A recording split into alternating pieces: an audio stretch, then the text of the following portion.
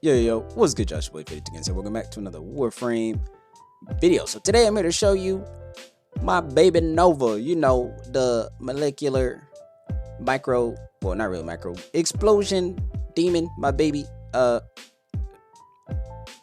here to show you guys my Nova build. So, updated for 2025, or well, updated. Well, I've already made a build in 2025, but this is just another build that I just decided to run through.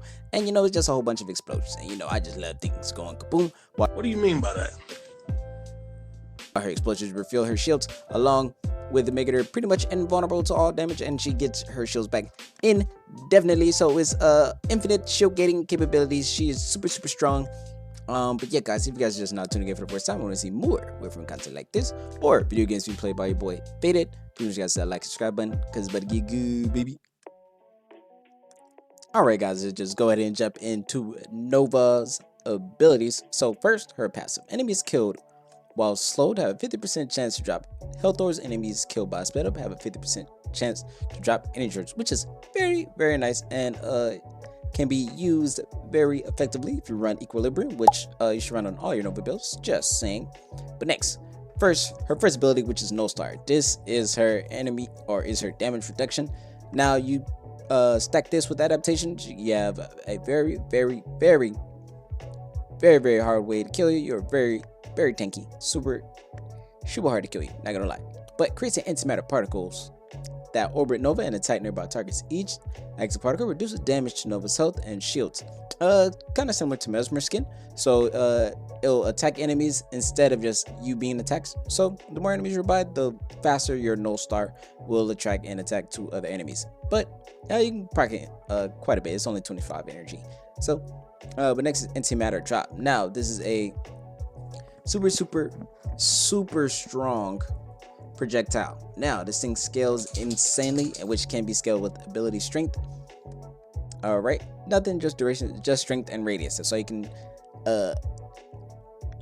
increase on this bad boy. But launch a large projectile or large particle of charged antimatter that will detonate on contact. Direct the particle by aiming, shoot it to charge it. Further deals blast damage with a guaranteed status effect, which further increases that explosion, which pairs very well with her molecular prime. But next is Wormhole. Now this you just make a portal, boom. Yeah, worthless. Yeah, don't really need it.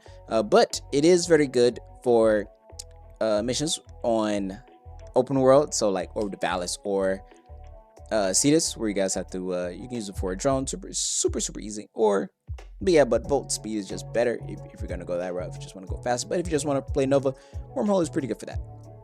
But next is Molecular Prime. Now this is another damage increase, but is more of a damage vulnerability. You get 100%. Enemies take 100% damage vulnerability with a guaranteed 800 blast damage, which scales with ability strength, duration, and radius. Now prime all enemies in an expanding radius with volatile antimatter.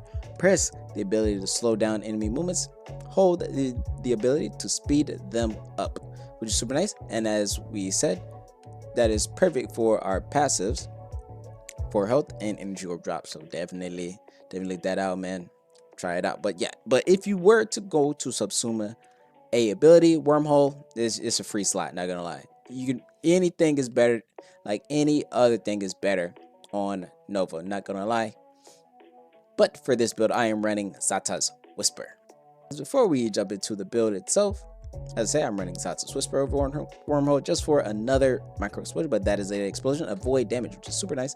And I have 2 Topaz Arca shots for shield regen.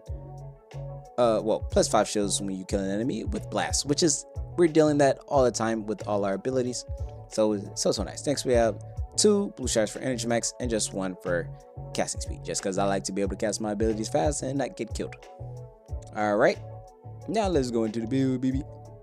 Now the build is very different. Now I am going for a shotgun build. I am running Phantasma Prime, or Phantasma if you don't have Prime, but I have Prime Sure-Footed, Shotgun Amp, Prime Continuity, Adaptation, Overextended Stretch, Says Fight, Ogre's Secrets, Equilibrium, and Blind Rage. Super nice, super versatile. Next we have Arcane Blessing and Arcane Agent, just to make us more tanky. As you see, our health and shields are minuscule, but with these we never die, not gonna lie. Arcane Agent just makes it super easy for us to stay alive.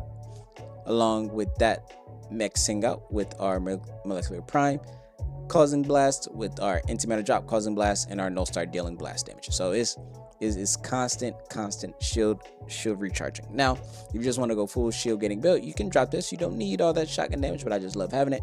And you just go brief respite, which is just as good. You know, every time you got stability, you get some shields back, and you get over shields. Super nice. For the weapon, I had burst on, but I ain't running the Phantasma. But you pretty much run what you want. To be honest, you could just stack some blasts. But the reason I chose Phantasma is because I decided to run a blast corrosive setup with radiation, galvanized cells, galvanized heavy, prime, point blank, incendiary coat, toxic barrage, and shell shock, and cleanse Grenier. That's because I was fighting some Grenier earlier. So yeah, just any faction model work, anyone to do, to be honest. But sinister reach and primary merciless, which is super nice. Oh, and I also forgot. And a unique trait, you just charge the other side, you just shoot it, but it's not really worth it, to be honest. Alternate fire is not very good, in my opinion. Is not very good, All right, and for the secondary, I have Latum, but you could, like I said, you can just run whatever you want in this slot. We're not really using it much, but if you just want a bit more blast damage, go Compressor, go Lex, Latum, whatever you want, Kuba Nukor, whichever you want. For primary, just Okina Prime, just for more movement speed, don't really use it, and Zenrook, just for more energy. And I'm going Taxon for even more overshields with molecular conversion, blast enemies within 10 meters, converting 200% damage into shields for the Warframe. And just we got regen, just so it comes back fast. Contagious Bond, Duplex Bond, Shield Charger, Guardian, Vacuum, Fired Up, and Enhanced Vitality. Now, with Contagious Bond and Duplex Bond, we have Fired Up. Heat damage per hit stacks up to an additional 100%. Yeah, and for our Varglass Prime, we have Critical A, Ram Rounds, 50 Clip, Abadu, Battle Sense, Serration, and Thermite Rounds. Yes.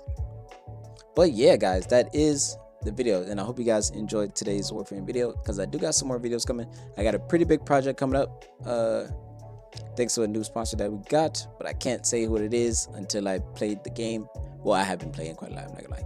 I can't say what it is until I do the video. Now, the video will be the next video up after this one, so make sure you guys hit that like, subscribe button, and stay tuned. But yeah, guys, I'm out. You did catch the next one. Peace. I feel like Bruno, but call me Uno, cause I got one of them with me. And I'm a beast, pity, this shit gon' bang, shitty, gotta put on for my city, bitch, I keep everything I think I had enough, all this money got me acting up.